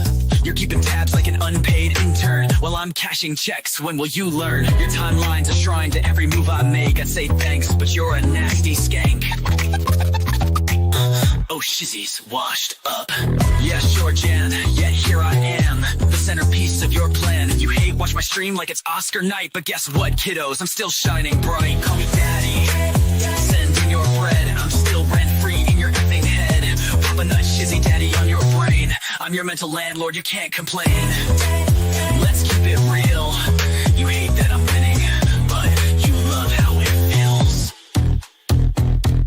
Oh, I'm sorry, did I break your streak? You tried to ignore me for like half a week, but daddy's too spicy, you can't look away. I'm the train wreck you need every single day. So while you're out there with your plastic clout, I'm here sipping coffee watching you freak out. You're irrelevant, wow, what a take. Now go rewatch my vids while I count how much I make. I count how much I make.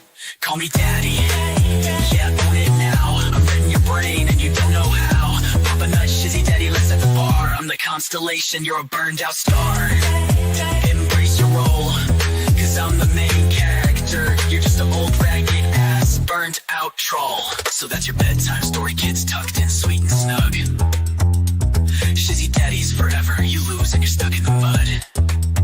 Now say goodnight to Papa Nut, your mental pain. Oh wait, you will see me tomorrow's. Agenda will see me tomorrow, same obsession, same effing thing.